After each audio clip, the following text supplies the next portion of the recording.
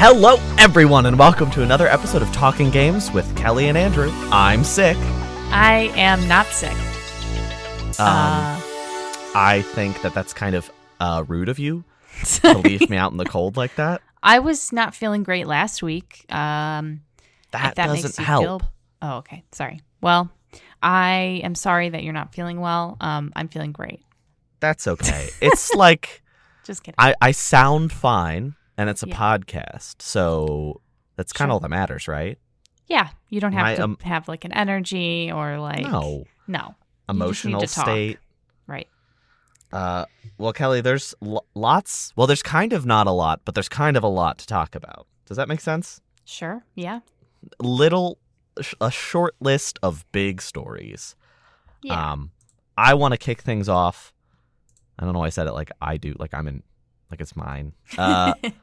Yeah, I released a trailer for Tears of the Kingdom. Nintendo posted a video on the YouTube. We talked about this last week because they announced it, but they posted a 10-minute breakdown of some Breath of the Wild. Sorry, that was an accident. Tears of the Kingdom gameplay. If you've seen Breath of the Wild before, it will be pretty darn familiar to you. It looks very similar art style-wise and graphics-wise, but this was more of a mechanical showcase, and oh boy, did it showcase mechanics. That being the new recall option, which is a way to rewind objects in the world. So they showcased it with Link hopping on top of this rock that fell from the sky, recalling it, and then going up into the sky to jump on a sky island. There is Ultra Hand, which is a little reference to Nintendo, a Nintendo toy that they used to make. But Ultra Hand is an ability where you can take different objects in the world and fuse them together.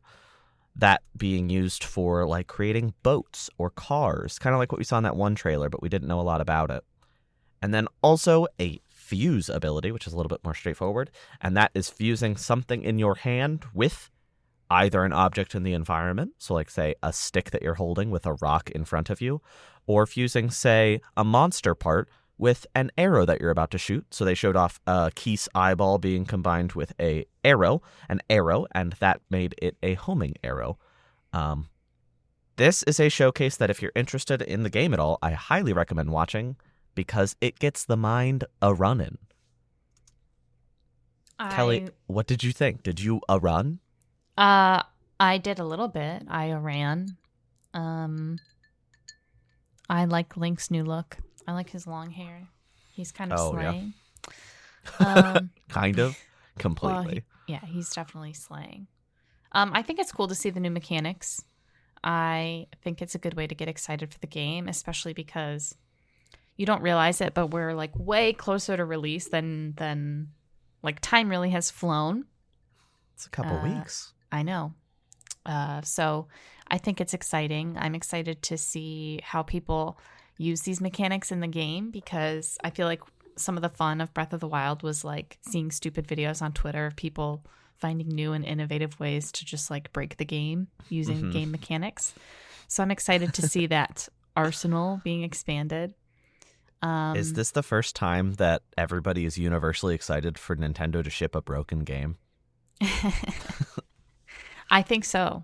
No, definitely not. It just looks very, like you said, broken, but like on purpose.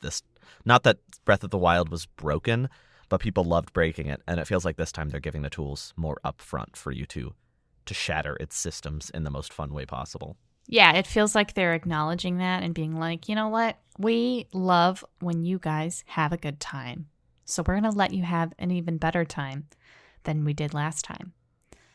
It's all about time, folks. I think I'm excited because,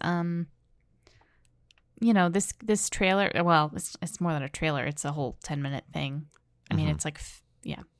I'm excited because even though it looks pretty much, pixel for pixel, like Breath of the Wild, like same UI and everything, I think it's exciting to have a direct sequel to a Zelda game. We haven't really had that since, like, I don't know, Spirit Tracks. Yeah, and on a console since Majora's Mask. So Right. So that's exciting. I'm excited to see the story continue because I felt like the story of Breath of the Wild was very interesting the way it sort of unfolded. mhm. So I'm excited for that aspect as well. But that's always my favorite part is the world of Hyrule and how they're all so different from one another, and yet so many themes and designs kind of keep repeating. Like some of the designs in this game, like even like Link's tattoo looks a little bit Twilight Princess-esque. So I think it's kind of cool. I'm excited to see whatever that means, whatever that turns into. The mechanical possibilities that this trailer or showcase gave me got me like completely on board, whereas that last trailer kind of, it didn't really do it for me. It looked great, but like I was like, okay, but what's the thing? What's the deal?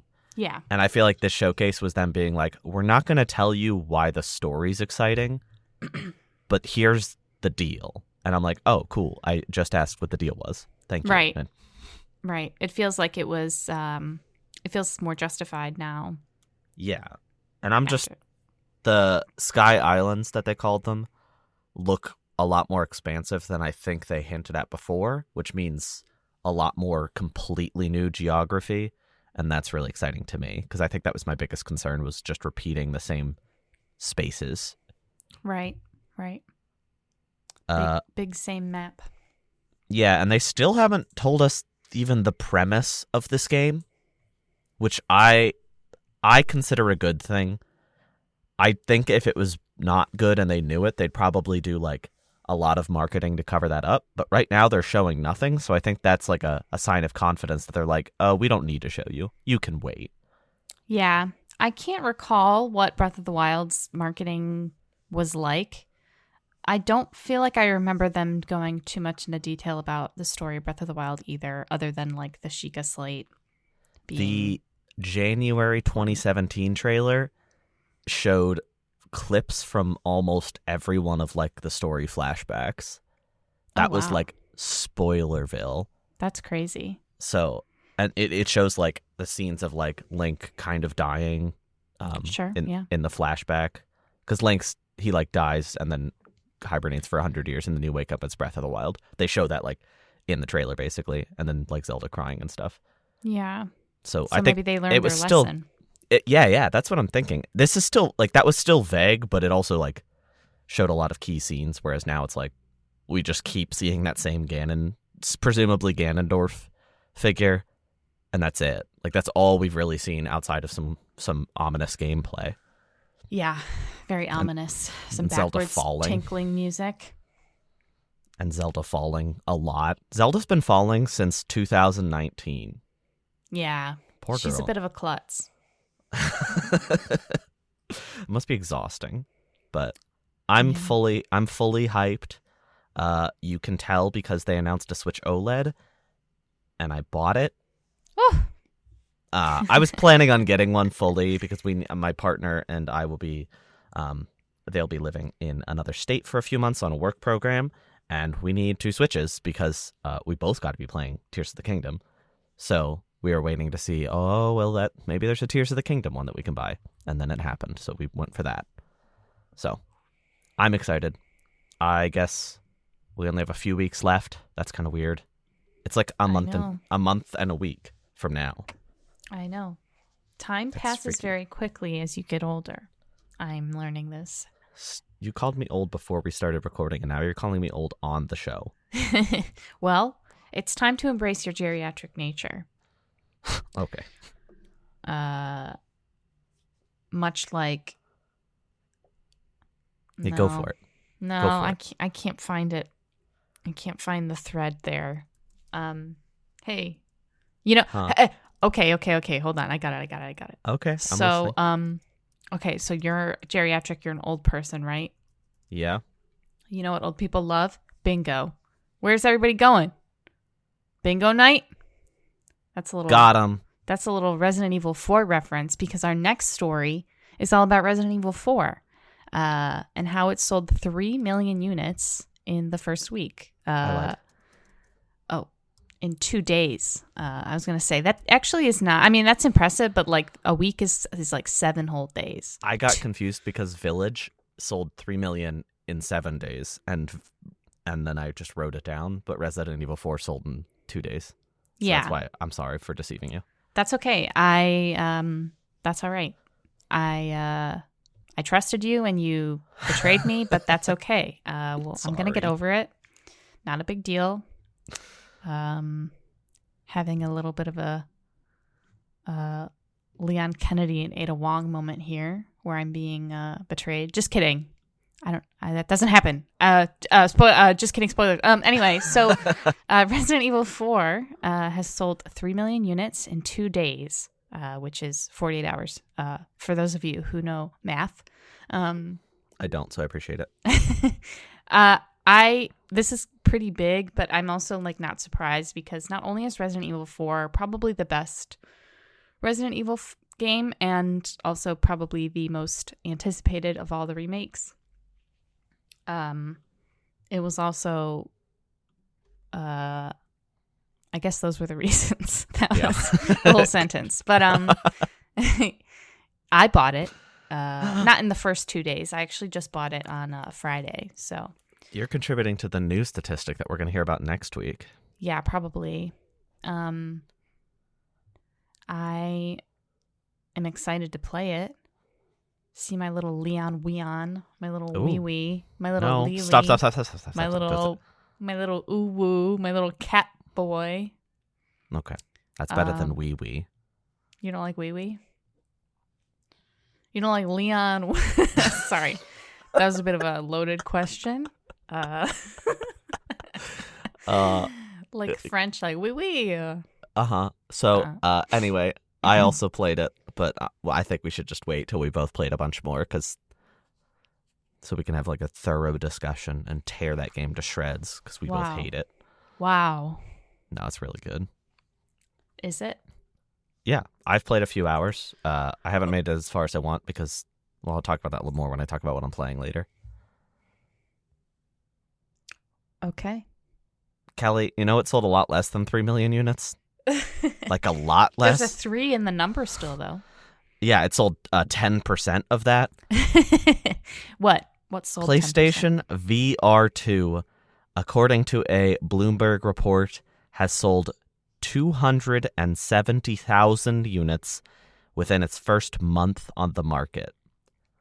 2 things surprising about this. One, PSVR 2 has been out for a month. That's crazy. I thought it came out yesterday. And maybe that's because there's no hype around it because 250,000 people have it.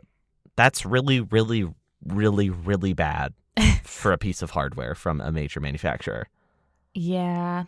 I know. I knew that it was out because I remember seeing on Twitter that Jeff Keighley had gotten it as a gift. Mm-hmm. And I remember thinking, this is stupid. And then I remember thinking, he's probably going to be one of less than 300,000 who are going to own this piece of equipment because I am a prophet and a seer. You are. Those are both things that you are. Thank you. I think that this definitely spells major change. There's reports that they're talking about price cuts internally, which, like, of course they are. How could you not talk about that? Like, that's a disastrous number. That's like Virtual Boy crap. Oof. Seriously. Yeah. Let's look it up. I'm going to look up Virtual Boy lifetime sales, and that will be our comparison point for this. Watch it be like 250,000. 2.5 million. Oh, sorry. 1.5 million. I was going to say it has the simple factual numbers that it was just a different time, you know? Yeah. Nobody really likes VR. I mean, I feel like VR is still very much a very boutique niche sort of thing. And people just aren't motivated to buy it because it's a really huge gap of money between like a regular console and then buying something else on top of it. That costs more than your console? Yeah, and people just aren't as receptive to VR because it's just not for everybody. I can't really play it. It's not like let me sit down for 3 hours and play a video game. It's let me stand up for like 30 minutes and play 30 minutes of a video game and then put it down because I got motion sickness. Yeah. And I know I've talked about that like 1,000 times and people are probably sick of hearing it, but it's interesting because I bet you would probably have the best time I bet PlayStation VR 2 would be your best VR experience ever, but it's so expensive that you'll never get to try it. Yeah, very true. I think that if the price plummets to, let's say, I know this is insane, but let's just say $300. Oof. If it plummets to $300 and they announce Half-Life Alyx, I would look at the thing. Sure. But as it stands, why would I even bother? Right. At that sales rate, nobody's going to be motivated to make games for it. So it's even less of a product that I want. It's going to be in this intrinsic loop of failure. Yeah, it's really just a big fart. It's a big, big fart. Just a big prolonged fart. Remember when they said that they were going to sell 2 million units right at the start? This is 1/8 of that. Yeah, who among us has not really oversold themselves at one point? This is just embarrassing. And I'm not trying to be mean, but like, can you imagine how embarrassing this must be for the executives who decided this was a good idea? They're probably going to blame it on the marketing, honestly. They marketed it. I don't think people at the top level like that have any sense of humility or self-reflection. No. So they probably are going to blame it on everybody else because they did nothing wrong and all their ideas are really good. You're right. But you know what is also really, really embarrassing? And perhaps the kicker, the final kablooey of today, of this week's video game news. Yeah. E3. Remember that? I love it. I'm so excited for this year's E3. Remember how they were like, we've totally got big companies with us still. And then every single big company was like, no, they're lying. Well, finally, the stake has gone through the heart. The body has been buried. The ship has sunk. E3 has been canceled this year. So I thought the vehicle in which I learned this information was very funny because I actually saw a tweet. I saw Jeff Keighley tweet about how he was like, oh my God, E3's canceled. I remember my first E3. Anyway, Summer Games Fest is happening still, just so you know. I mean, I think he's like kind of obligated to market his E3 replacement when E3's like giving up. I just thought it was funny. It is. Because he just makes me laugh. He's just a silly guy. I've become very, I feel very affectionate towards him these days. It's like Stockholm Syndrome, I think. Me and you both go up and down on him so much, and I feel whoa. Sorry. I think maybe you need to rephrase that statement. Me and you both change our opinions on him regularly. Right. We do that. Please. But, okay, I'm going to get back on track. Right. I feel like E3 being fully deceased is kind of he's taking over. And I think that especially this last Game Awards proved that when he's like fully in charge and he's the only venue for video game shows, he tends to put on a far greater show. Whereas like in past years when he's been competing with other showcases, he struggles a lot more to create an entertaining show and keeps the ridiculously long runtime. So I think this is probably very, very good for Summer Games Fest. Yeah. The only company that's probably not involved in any way is Ubisoft because they were planning to be at E3. Yeah. But like everybody else was like, no, we're not going to that. Yeah. I think you nailed it. Mm-hmm. I think that it's hard to split the focus between E3 and all of the other summer stuff. And I think that obviously now being able to sort of hone in and say, well, all these companies are coming to Summer Games Fest. So I think the production value will probably be a little bit higher. Uh-huh. And we will probably receive news that is more relevant than it has been in the past years. No offense to Mr. Keeley, who we love to go up. Okay. So tell me this, Kelly. Are you sad? I think more so. It's just the concept that makes me sad. I think I have a lot of fond memories of like big things getting announced at E3. I'll never forget like the summer that Fallout 4 was announced. Oh, that was like the last great one, really. In a lot of and ways. they were like, and it's coming out in November, and we were like, it was just, it was really good memories for me. But like I wasn't looking forward to it this year because nothing was happening. It's so the I guess principle, yeah, like conceptually on an abstract level, I'm kind of sad, but in like reality, it's just the way that the cookie crumbles, and there are new things that have replaced it and are going to be doing a better job of it. I just feel like things have become so fractured. Like these companies don't even want to show up to the same place anymore. They're all like, we're doing our own thing now, okay? Nobody else is invited. It's just it's us. probably cheaper and more effective for them, Right. It just feels like the division between everybody is... Tom Clancy's The Division 2? Yeah. Is deeper than it has ever been. Mm-hmm. Much like how deep our love is Sure. for going up and down. Stop! I'm going home. I'm sorry.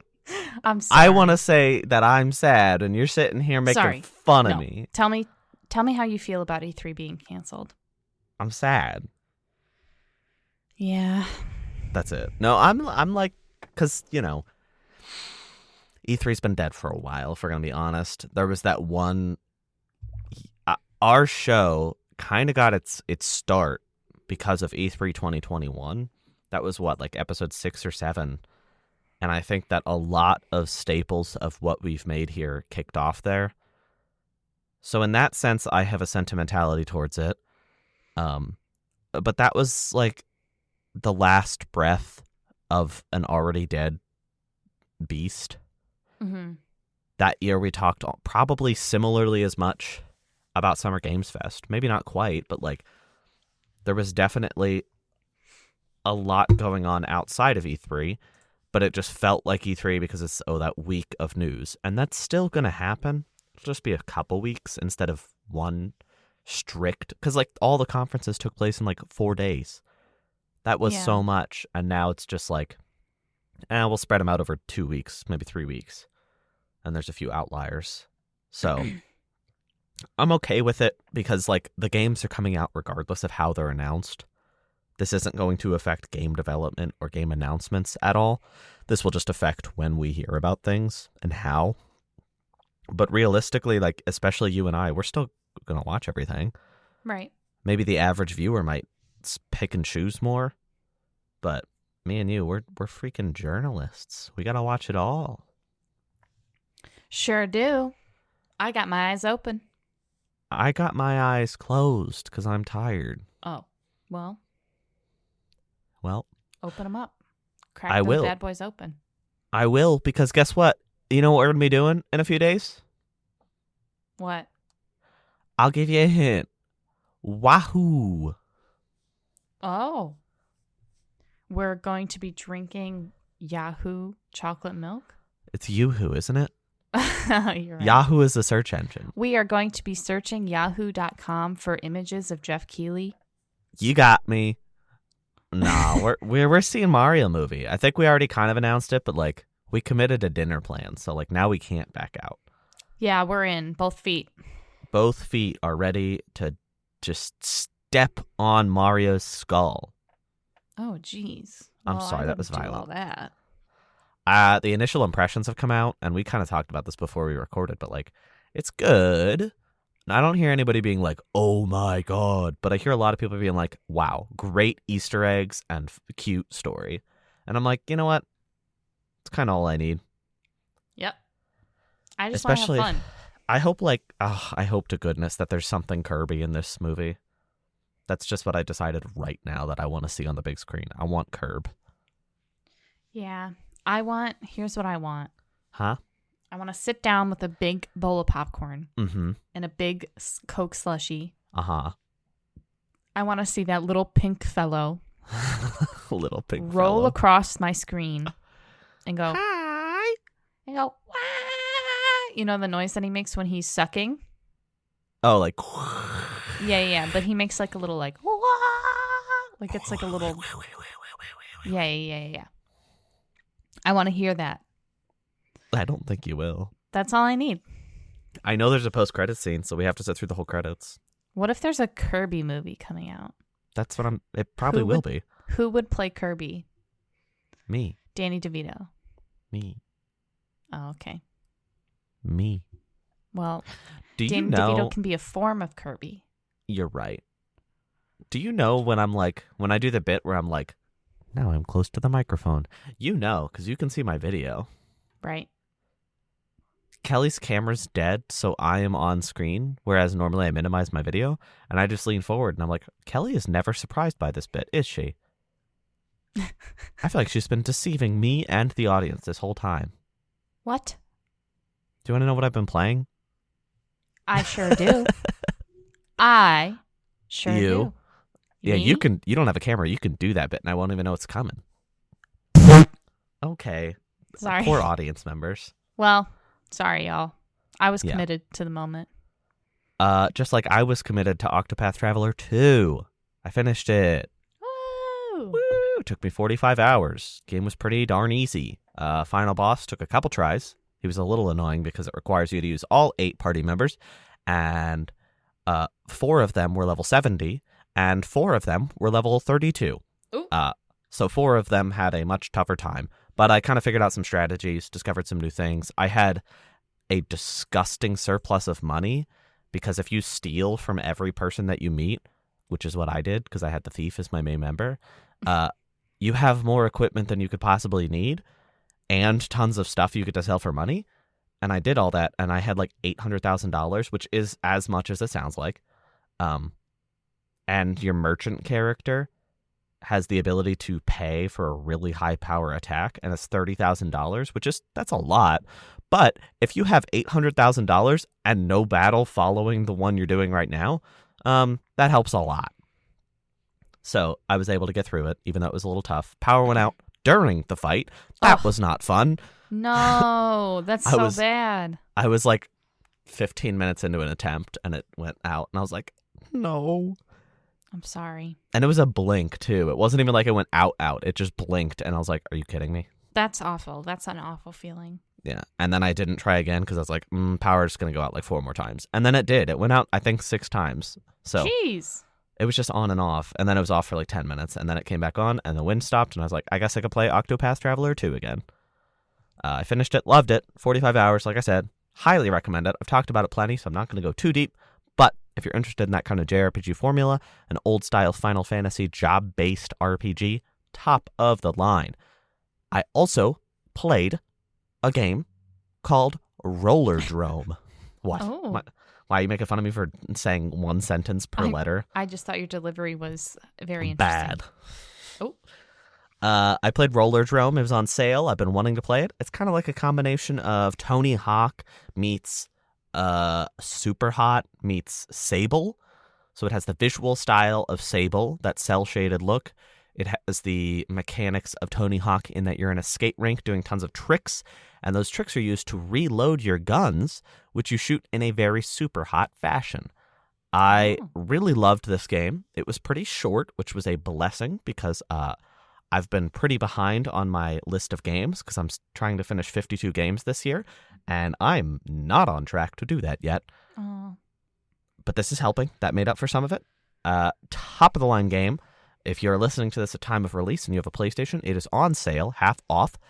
I very much recommend it because it is normally $30, I believe, and right now it's $15, I believe, which is a big sale, especially for a game that's only about 3 or 4 hours. It could probably give you about 6, 7, 10 hours if you try to do 100% completion, because it's pretty brutally difficult. You have to do like challenges to unlock the next set of levels. And at the start, the challenges, they're all kind of difficult, but the levels are very doable. And thankfully, those points transfer. So like you can do a ton of challenges on the first 4 levels, and that basically like makes it easier to get through the entire game, which is good because the challenges on the last few levels are way too much for my tiny little pea brain to handle. They're really, really hard. Oh. But I love this game. Highly recommend it. Take a look at it.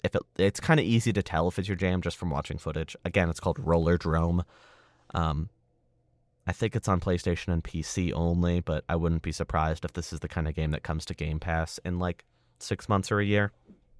So also keep an eye out for that. That's this week, I guess. That's it?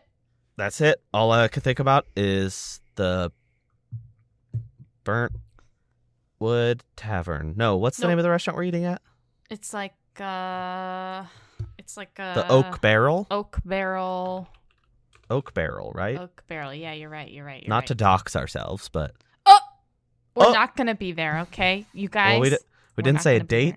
We didn't say a time. We didn't say which Oak Barrel we're talking about. We didn't say the theater. We didn't say that we're seeing it at Valley View Cinema. Stop. Oh. Oh my God, dude. It's Our fans are gonna just hound the place all weekend. Unless we're seeing it next week. Oh wait, that's not possible because we record on Mondays. Well, have fun camping out at the Valley View Cinema waiting for us, fans. Thank you guys so much for listening. I'm so excited to see you at the Valley View Cinema.